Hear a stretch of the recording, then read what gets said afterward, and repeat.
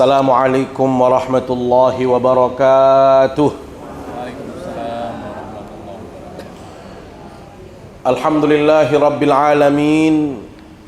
Wassalatu wassalamu ala ashrafil anbiya'i wal mursalin Sayyidina wa maulana Muhammad wa ala alihi wa sahbihi ajma'in.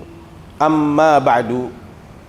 Yang kita hormati para pejabat di lingkup Dinas PUPR Provinsi Nusa Tenggara Barat, singkatnya hadirin hadirat keluarga besar Dinas PU Nusa Tenggara Barat yang dimuliakan Allah Subhanahu wa taala. Mengawali kajian kita pada pagi hari yang penuh dengan keberkahan ini, saya mengajak kita semua untuk selalu bersyukur kehadirat Allah Subhanahu wa taala. Karena kita yakin bahwasanya kehadiran kita dan kesehatan yang kita miliki dan semua kenikmatan yang saat ini kita rasakan, semua itu Allah berikan kepada kita semua, Allah titipkan kepada kita semua. Dan ingat, ada pertanggungjawabannya kelak di hadapan Allah Subhanahu wa taala.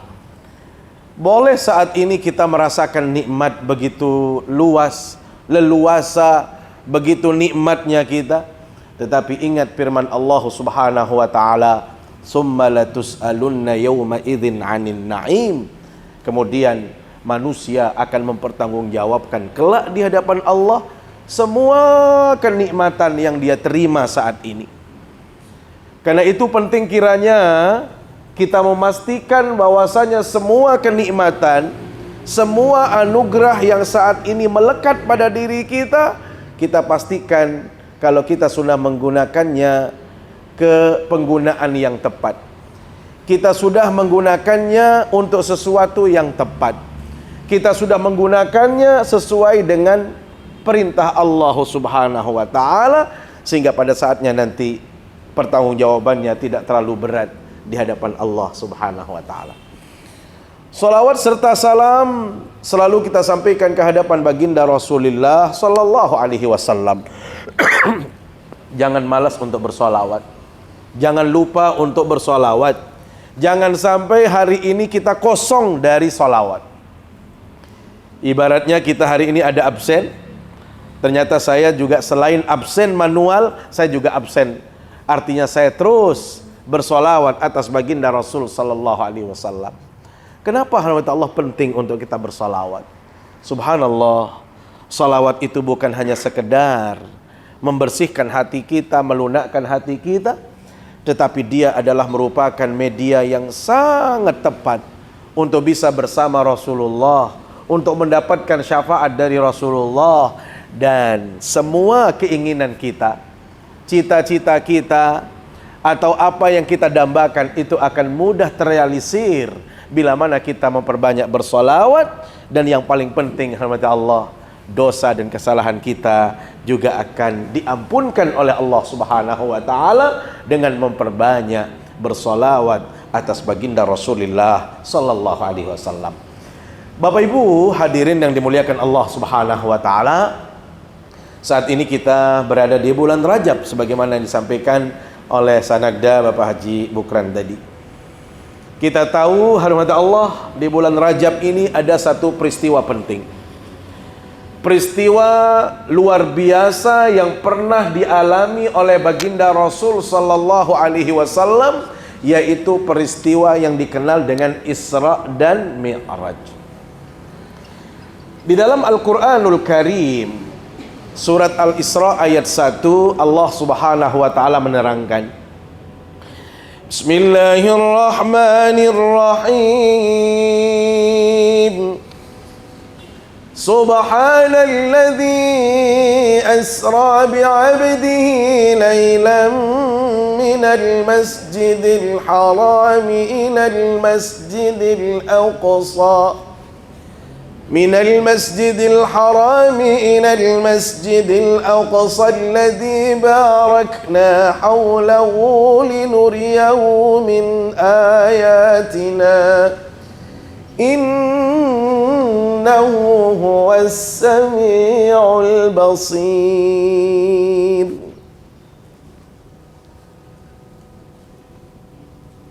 Sampun bermanik desida Allah Subhanahu wa ta'ala dalam Al-Quran.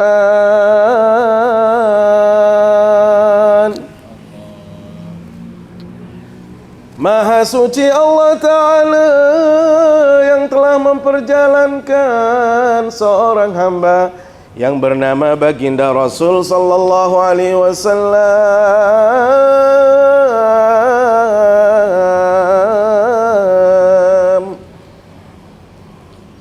Perjalanan ini terjadi di malam hari yang sangat singkat.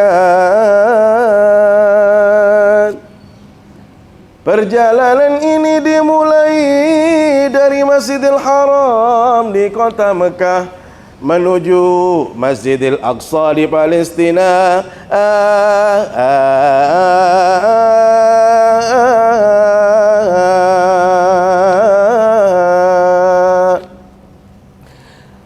Sebagai tanda kekuasaan Allah yang ditampakkan kepada kita semua.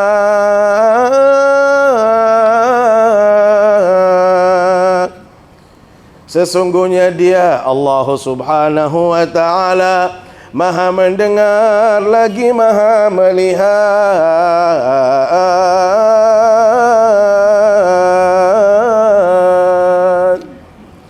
Hadirat Allah, itu cara sasak. Ya, sengaja saya populerkan supaya jangan hilang tradisi.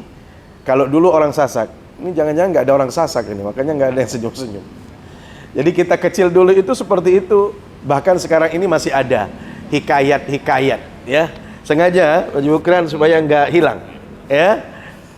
Jadi orang tua kita dulu kalau mengkaji sejarah Isra dan Mi'raj itu disetel melalui radio, terus kita dengar.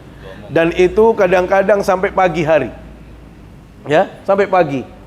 Cara itulah yang mereka pahami kisah-kisah Isra dan Mi'raj dan mereka bisa paham itu semua. Hadirin yang dirahmati Allah Subhanahu wa taala, dari ayat yang kita baca tadi, Allah Subhanahu wa taala awali ungkapannya atau firman-Nya dengan ucapan subhana. Ulama, terutama ulama tafsir bersepakat setiap ucapan Allah, firman Allah yang diawali dengan ucapan subhana itu menunjukkan satu peristiwa yang luar biasa. Peristiwa yang sangat dahsyat. Peristiwa yang dikenal dengan spektakuler atau dalam bahasa agama disebut dengan amrun khariqun lil adah. Sesuatu yang di luar kebiasaan manusia. Sesuatu yang di luar jangkauan akal sehat manusia. Bapak Ibu yang dimuliakan Allah SWT, Islam adalah agama yang memberikan penghargaan yang luar biasa kepada akal. Jangan sampai ada orang mengatakan Islam itu tidak masuk akal. Ajaran Islam itu tidak bisa dicerna dengan akal. Lihat, Al-Quran memberikan posisi yang sangat strategis kepada akal. Sehingga banyak ayat yang mengatakan, tidakkah engkau menggunakan akal? Tidakkah engkau berpikir? Afala ta'qilun? Afala tatafakkarun? Semua ini artinya apa? Gunakan akalmu. Gunakan akal sehatmu. Semua ini adalah cara Allah untuk memberikan ruang bagi akal untuk berpikir. Supaya dia tidak kaku, tidak lambat, maka diberikan kesempatan untuk berpikir. Tetapi ingat kepada Allah, pikiran manusia, akal manusia itu ada batasnya. Dia hanya bisa berpikir kepada sesuatu yang nampak. Tetapi dia tidak akan bisa memikirkan sesuatu yang sifatnya abstrak. Sesuatu yang tidak tampak lahiriah, maka dia tidak akan mampu untuk mengkapernya, dia tidak akan mampu untuk memikirkannya. Termasuk kaitannya dengan Allah dan eksistensinya. Termasuk juga yang bicara tentang alam gaib. Alam gaib setelah kematian kita. Ini tidak bisa dicerna oleh akal. Karena itu Allah di dalam memahami agama, selain pendekatannya akal atau logika, kita diperintahkan untuk meyakini perintah Allah.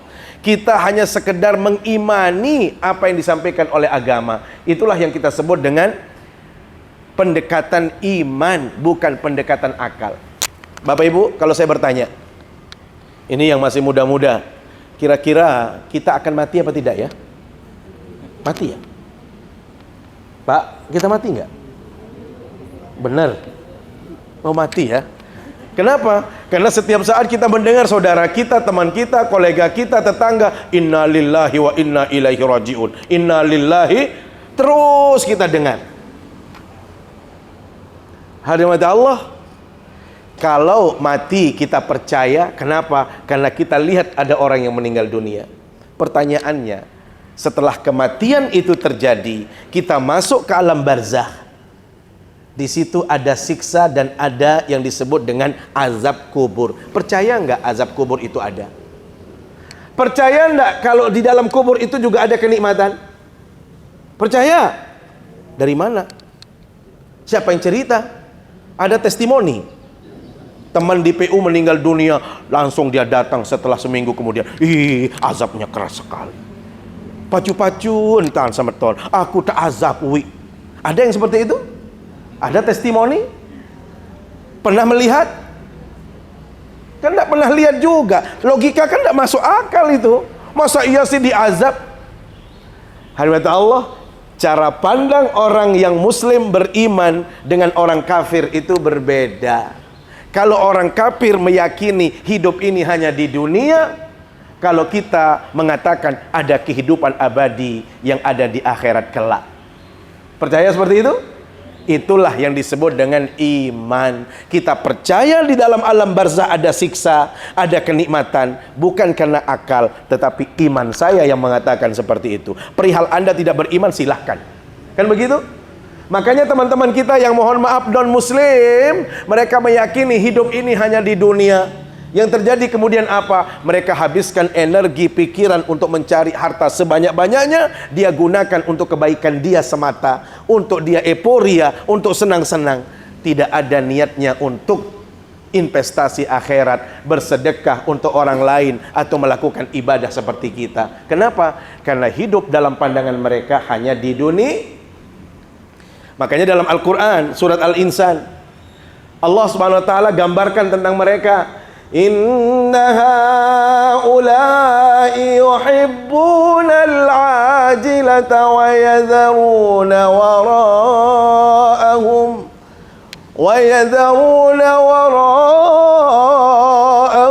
yawman thaqila.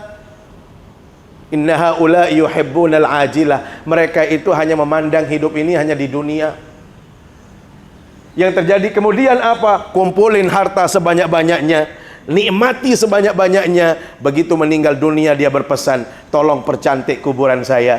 Tuh uang saya di deposito, keluarkan, buatkan saya kuburan yang termewah, terbaik. Kenapa? Saya mau menikmati alam kubur saya.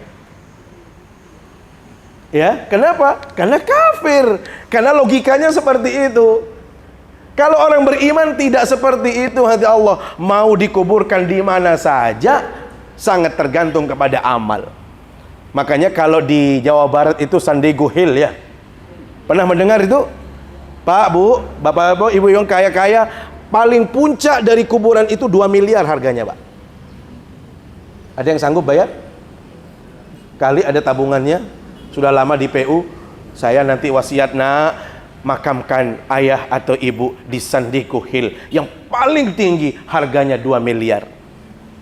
Mau 2 miliar, kalau kita nggak punya amal yang banyak, tetap kita akan menjadi mangsa azab kubur, disiksa di dalam kubur. Kenapa? Karena di situ sangat tergantung kepada keimanan kita dan amalan kita yang sudah kita perbuat. Ini hati Allah. Karena itu orang kafir mengatakan apa? Hidup ini hanya di dunia. Tetapi kalau kita meyakini ada kehidupan akhirat, dari mana kita yakin itu? Iman. Makanya paling penting iman, Bapak Ibu. Harta itu penting, jabatan itu penting. Tetapi kalau kita tidak hiasi dengan iman, percuma.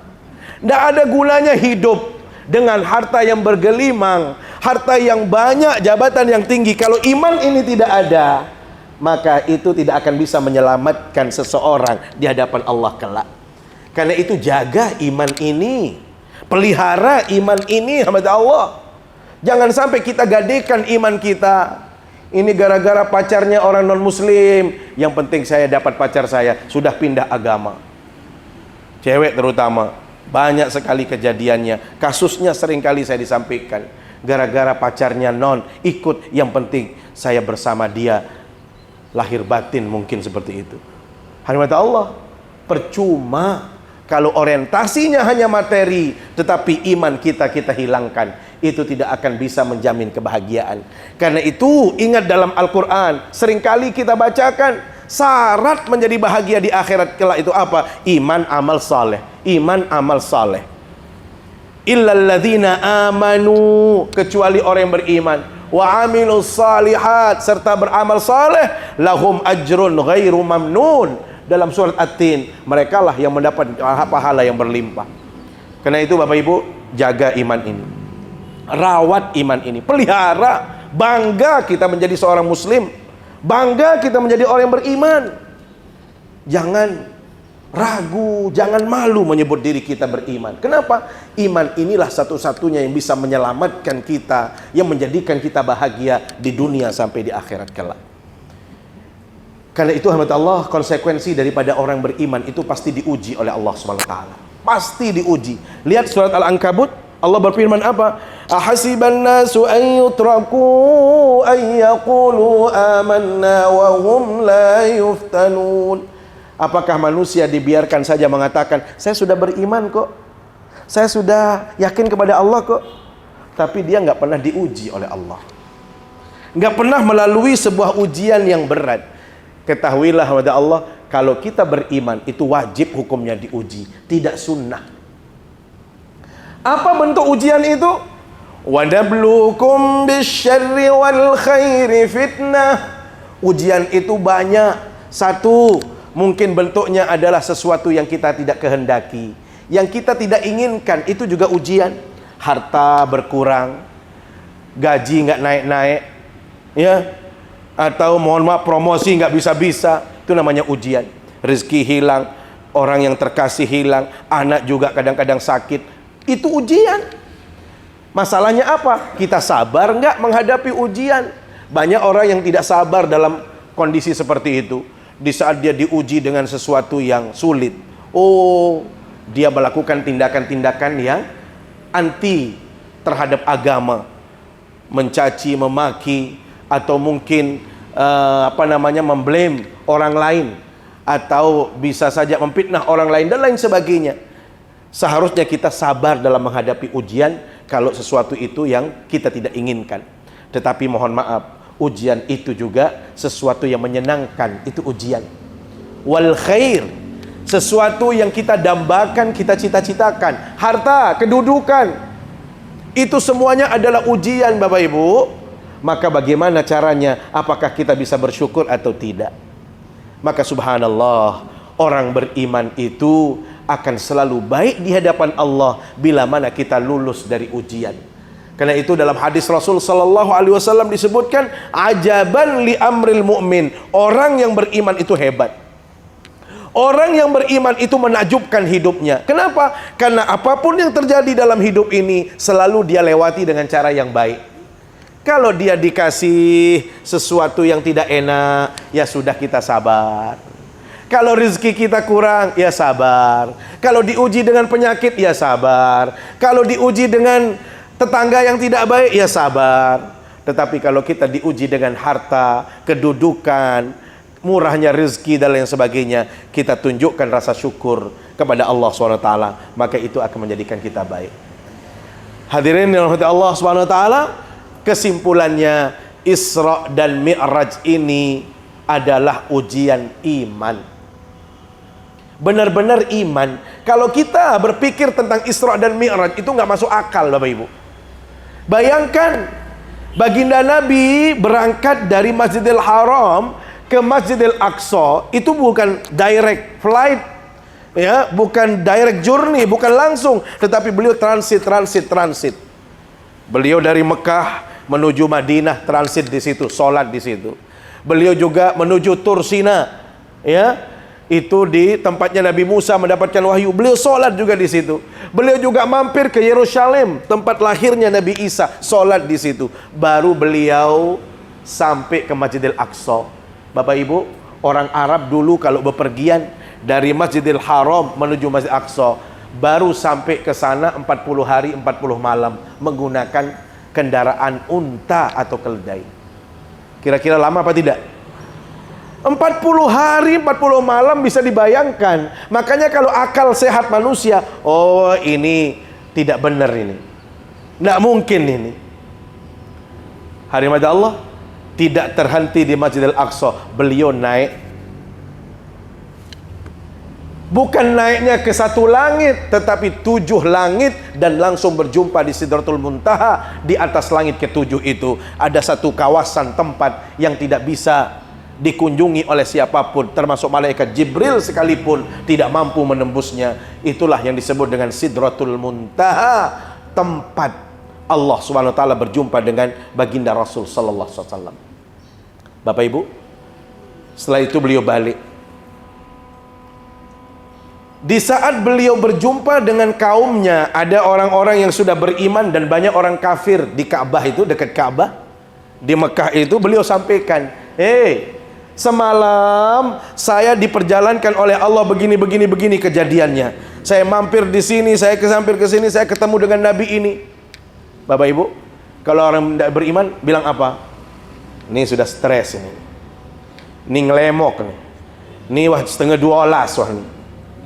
Lamun narak dengan barak menu pasti oh nih ya rest nih, rest. Ya, apa stres? Jadi ini orang sudah ngawur ngidul ini. Nih Muhammad ini sudah jangan dipercaya lagi. Ini lihat kesurupan dia. Masa dia mengatakan dirinya ke Masjidil Aqsa semalam, naik ke langit? Dari mana? Kan tidak masuk akal. Lihat Allah, cara pandang orang kafir seperti itu. Pilihannya kita akan ngikuti dia atau sebaliknya. Mereka yang kafir ini Allah karena tidak percaya kepada apa yang dialami oleh baginda Nabi, mereka bertanya kepada sahabatnya yang namanya Abu Bakar As-Siddiq. Apa kata mereka? Abu Bakar, kami sudah tidak percaya kepada ucapan Nabi Muhammad. Satu-satunya orang yang kami percaya adalah engkau, sahabatnya. Sekarang kami bertanya kepada anda, yakin nggak?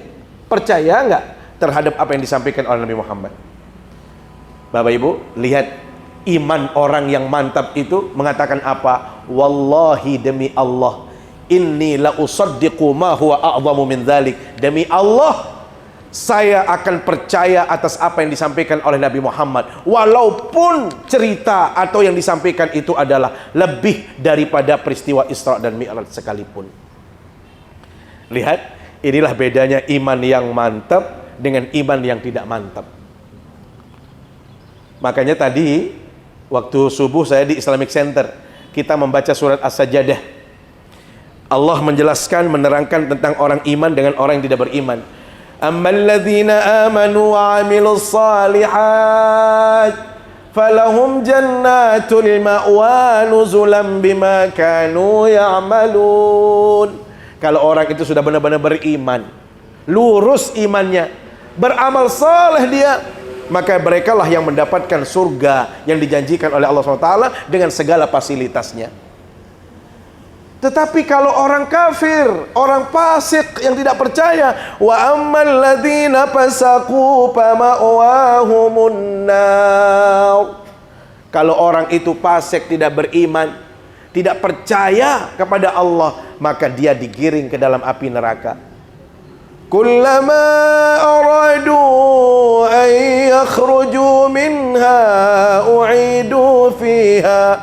Milin sogol leman neraka, dengan saat menjadi penghuni neraka, milin sogol neraka, dia milin sogol tertulakan malik, tertulakan terus dikembalikan oleh Allah sampai Allah katakan apa? Zuku adzaban nar. Nih kamu terima, rasakan siksa api neraka yang dulu kamu ingkari. Dulu kamu dustakan ini, sekarang kamu rasakan. Lihat.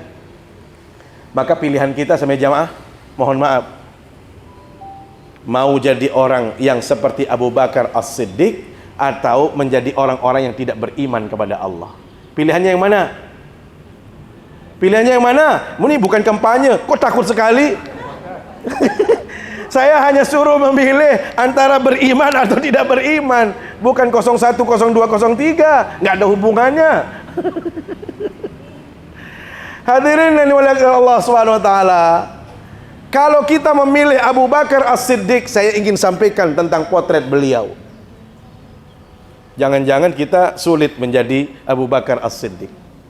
Sulit untuk mendekati saja itu sudah mustahil. Kenapa? Abu Bakar As-Siddiq itu adalah disebutkan dalam hadis, kalau ditimbang kualitas dan beratnya iman satu orang yang namanya Abu Bakar As-Siddiq dengan semua makhluk Allah di muka bumi ini, semua orang yang beriman yang Islam, masih lebih bagus, lebih berat imannya Abu Bakar As-Siddiq dengan kita semua. Ditimbang, ini satu timbangan, ini satu, ini seluruh penduduk bumi, ini satu, masih beratan imannya Abu Bakar As-Siddiq. Kenapa? Karena beliau ini adalah orang yang disebut dengan as-sabiqunal awwalun, orang yang pertama kali dalam segalanya, yang tidak bisa dikejar oleh siapapun. Saya teringat firman Allah di dalam surat Al-Baqarah ayat 271. Allah SWT menegaskan tentang potret dua orang sahabat ini, Abu Bakar dengan Umar. In tubdus sadaqati fa ni'mahi wa in tukhfuha wa tu'tuhal fuqara fa huwa khairul lakum. Kata Allah, kalau Anda perlihatkan sedekah Anda, ibu-ibu, kalau perlihatkan, tunjukkan sedekah itu boleh. Jadi sebut sedekah Anda juga boleh. Saya mau bersedekah sekian, boleh. Saya mau infak sekian, boleh. Nggak ada istilah, oh nanti terganggu, nanti nggak dapat pahala. Nggak, boleh kita sebut sedekah kita. Tetapi kalau disembunyikan lebih baik. Kalau diam-diam lebih baik. Kapan? Kalau kita memberi kepada anak yatim atau fakir miskin, lebih baik kita sembunyikan. Ya. Kenapa? Karena biasanya kalau memberi kepada fakir miskin, anak yatim itu kan nominalnya kecil, Bu. Ya. Nominalnya pasti kecil. Jadi jangan disebut-sebut. Kasihan yang dikasih. Sudah dikasih kecil, disebut di mana-mana. Kan beban moral juga. Lah, Bu ngasihnya cuma 10.000, nyebutnya Masya Allah 10 kali. Iya kan berat. Tapi kalau yang jumlahnya besar-besar, Bapak Ibu, saya 5 juta, saya 10 juta, sebut saja nggak ada masalah. Ini mainnya 2.000 mau disebut, habis setrum listrik, Bu. Daftar sedekah hari ini, hari Jumat, 2.000 kan habis listrik, Pak. Nah, mahal listrik juga. Jadi janganlah disebut 2.000. Yang disebut tuh boleh 5 juta ke atas boleh. Kenapa? Bisa bayar listrik kita. Kan itu. Hadirin yang dimuliakan Allah SWT. Begitu ayat ini turun, dua sahabat ini didudukkan oleh baginda Nabi, Abu Bakar sama Sayyidina Umar. Bapak Ibu, begitu ditanya kepada Sayyidina Umar, Sayyidina Umar,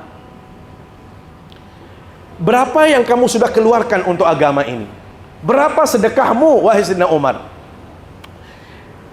Sayyidina Umar itu, Bapak Ibu, benar-benar senang ditanya seperti itu. Tipologinya Sayyidina Umar itu kan orangnya keras, suaranya lantang. Orangnya tinggi besar dan lantang. Nah, ininya bedanya Sayyidina Umar dengan saya, Pak. Ya. Kalau Sayyidina Umar itu tinggi besar, lantang. Saya itu sering orang itu dapat dosa gara-gara saya, Bapak Ibu. Kenapa? Suara saya kalau di Islamic Center itu kan menggelegar. Suaranya seperti ini nih, gede suaranya. Pernah saya pergi ke Merce dalam satu kegiatan acara. Orang tua ini mohon maaf, dia agak rabun melihatnya. Cuma dia tahu suara saya. Dia perhatikan, baru beliau sampai berani mengatakan, Mukarram, kata beliau. Kenapa? Gak salah tiang. Kenapa? Mukparan dengan ya belik tinggangun nih. Dia pikir saya ini orang yang tinggi besar. Kenapa? Suaranya itu mengalahkan siapapun. Bayangkan di Islamic Center itu pagi-pagi sudah mengudara ke sana kemari. Kan bayangannya kalau suaranya gede, orangnya juga gede kan. Lah, mohon maaf, salah. Tiang mikir, aneh di kebe-kebe, aneh kena dia. Jadi, lagu ndek sekode lalu masih. Panggil saya ceredeh. Jadi lemak lah untuk undangan Ustaz ceredeh nu bahasa. Mungkin. Jadi, Onek yo ning cerai. Dia nek kena kocet, ndek kocet lalu masjid yang pas-pasan lah niki. Lamun dengan peraya dengan pas-pas niki kena ceredeh. Lembak boyaan. Undangan Ustaz ceredeh bahasa nggih. Niki. Ada sak maulah harap bedain kerja sak lain. Sulit lawan sambil kodek-kodek doang Ustaz niki. Sak ceredeh, mun ceredeh jam mesak.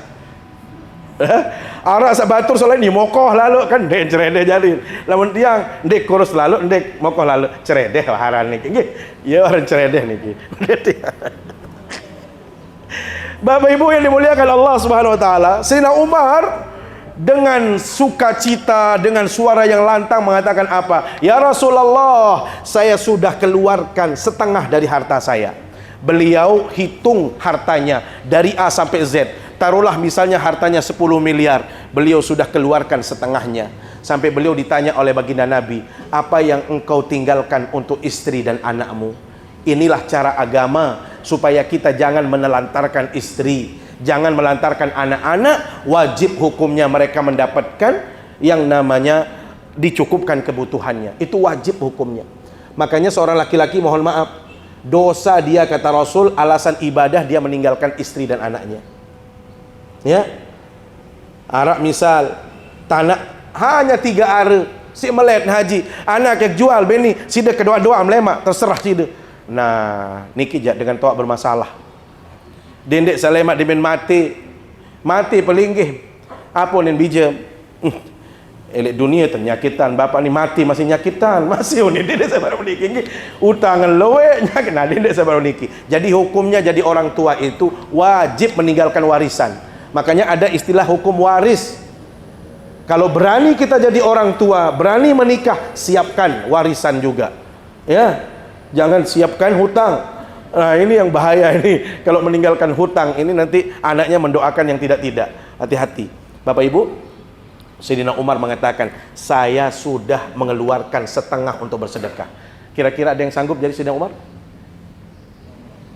Ada yang sanggup? Bu, kalau bapaknya bilang, Bu, sudah kita sudah tua, saya tinggalkan setengah dari harta kita, setengahnya seperti Sayyidina Umar. Siap, Bu? Kira-kira kalau suaminya bilang begitu, udah dihitung-hitung dari A sampai Z, ternyata hartanya 5M, 2,5 untuk ibu makan cukup? Masya Allah. 2,5 untuk agama? Masya Allah. Calon-calon.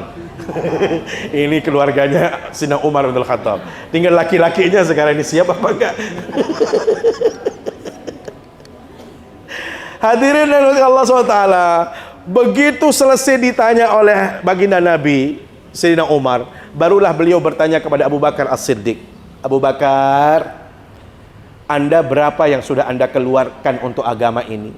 Malu beliau menyebut, suaranya lirih sekali, kecil suaranya, karena tipologinya berbeda. Umar orangnya tinggi besar gagap, beliau kurus dan suaranya tidak berani keluar besar, kecil suara beliau. Apa jawabannya? Ya Rasulullah, anfaqtu kullal mal.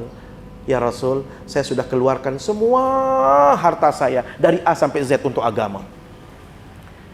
Terkejut Abu Umar bin Khattab. Bayangkan, beliau sudah merasa senang, setengah sudah bisa sedekah, masih kalah jauh dengan Abu Bakar. Langsung beliau ngentek.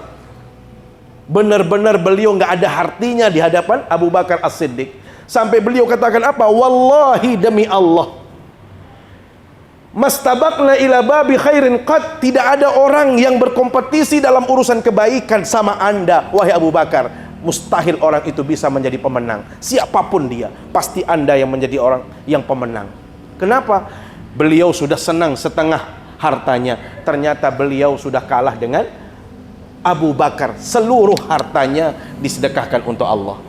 Pertanyaan baginda Nabi, Bapak Ibu, lihat, apa yang engkau tinggalkan untuk istri dan anakmu wahai Abu Bakar? Beliau enak menjawabnya, ya Rasul, taraktu lahum idatallahi wa rasuli. Saya sudah meninggalkan kepada mereka janji Allah dan janji Rasul. Kira-kira siap, Bu, janji Allah? Pak, kira-kira keluarga kita, Bu, Allah sudah menjanjikan kalau kita berbuat baik pasti Allah akan memberikan kebaikan bagi kita. Sudah, ini janji makan janjinya. Kira-kira begitu, siap? Kayaknya kita belum siap seperti itu, belum sanggup seperti Abu Bakar As-Siddiq. Subhanallah. Kenapa bisa melahirkan Abu Bakar seperti itu? Sama jamaah, iman yang tulus kepada Allah. Karena itu Isra dan Mi'raj ini mengajarkan kita bagaimana menjadi orang yang benar-benar beriman, yang tulus kepada Allah. Bapak Ibu, lihat ayat 207 dari surah Al-Baqarah. Ada salah seorang sahabat yang diabadikan oleh Allah. Siapa? Suhaib Ar-Rumi namanya. Wa minan nas man yashtari nafsahu ibtigha'a mardatillah. Ada orang yang menebus dirinya, menghabiskan semua hartanya, yang penting Allah.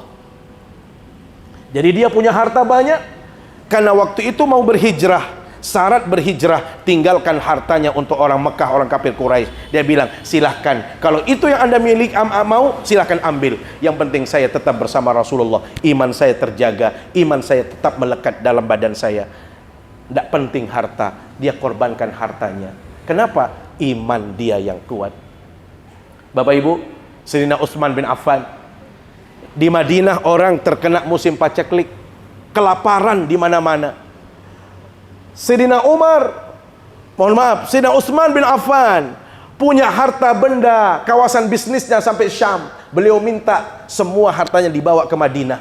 Begitu sampai perbatasan Madinah, sudah dijagal, sudah dicegat oleh para saudagar dari kalangan Yahudi Nasrani. Apa katanya mereka? Wahai Utsman, saya borong harta anda. Satu modalnya saya beli 2 kali lipat. Bayangkan harta yang begitu banyak mau diborong semua. Apa kata Sayyidina Utsman? Terlalu kecil. 2 kali lipat masih tidak mau. 3 kali lipat, sampai orang Yahudi Nasrani mengatakan 5 kali lipat. Ini penawaran orang tergila. Bu, kalau kita punya barang dapat 2 kali lipat, kira-kira lepas apa enggak? Udah, jangan banyak mikir lagi Bu ya. Mumpung sebentar lagi mau lebaran juga nih, bulan Ramadan. Udah, lelang saja. Bayangkan modalnya cuma 1 miliar, dikasih 2 miliar. Siapa yang nggak mau? Apa kata Sayyidina Utsman bin Affan? Terlalu kecil 5 kali lipat. Terus saya sudah menjualnya 10 kali lipat. Siapa yang berani? Kata orang Yahudi Nasrani. Mustahil, 5 saja itu sudah orang gila penawarannya, apalagi 10. Apa jawab beliau? Allah sudah membelinya dengan 10 kali lipat. Digratiskan semua orang Madinah yang kelaparan, sehingga pada waktu itu banyak di antara mereka yang sudah tidak lagi mau menerima bantuan. Kenapa berani seperti itu sama jamaah? Iman yang menjadikan dia mudah untuk melakukan itu. Karena itu hamba Allah, mudah-mudahan iman kita ini semakin kuat. Maka kalau iman yang kuat, tidak ada tawar-menawar lagi kalau sholat. Nih saudara saya, tukang sopir taksi, walaupun beliau sopir taksi, kalau sudah Allahu Akbar, tinggalkan semua itu. Saya sholat. Apa? Ini bukti iman saya. Tetapi kalau kita masih menawar, bergaan kece nenek, bare julu, endo julu, lawan julu, selesai julu, proyeknya sekedik doang. Yau. Saya jadwal berjulu. Nenek apa itu? Sholat itu Allah yang membuat jadwal. Yang menyelesaikan siapa? Allah apa kita? Kita yang menyelesaikan dengan jadwalnya Allah. Jangan paksa Allah untuk mengikuti kita. Oh, belum selesai, ntar dulu 5 menit lagi, 10 menit lagi. Enggak. Allahu Akbar. Allah sudah memanggil orang beriman, tinggalkan semua itu untuk Allah Subhanahu wa taala. Mudah-mudahan ada manfaatnya supaya kita benar-benar termotivasi untuk menjaga iman ini. Akidah ini paling mahal, maka mari kita merawatnya dengan sepenuh hati. Terima kasih atas segala perhatiannya. Mohon maaf bila ada yang kurang berkenan. Aqulu qauli hadza wa astaghfirullah. Wassalamualaikum warahmatullahi wabarakatuh. Mari kita bermunajat, berdoa kepada Allah SWT. A'udzubillahi minasyaitonirrajim. Bismillahirrahmanirrahim. Alhamdulillahirabbil alamin, wassalatu wassalamu ala asyrafil anbiya'i wal mursalin wa ala alihi wa sahbihi ajma'in. Allahumma jal jam'ana hadha jam'an mubarakan marhuma wa tafarruqana ba'da hadha tafarruqan hasanan ma'suma wa la taj'al fina wa la bainana shaqiyyan wa la mahruma. Allahumma ighfir lil muslimina wal muslimat wal mu'minina wal mu'minat al ahya'i minhum wal amwat innaka sami'un qaribun mujibud da'wat wa qadiyal hajat. Allahumma barik lana fi Rajab wa Sya'ban wa ballighna Ramadan. Rabbana atina fid dunya hasanah wa fil akhirati hasanah wa qina adzaban nar. Wa sallallahu ala sayyidina Muhammad wa ala alihi wa sahbihi ajma'in. Subhana rabbika rabbil izzati amma yasifun wa salamun ala mursalin alhamdulillahi rabbil alamin. Wassalamu alaikum warahmatullahi wabarakatuh.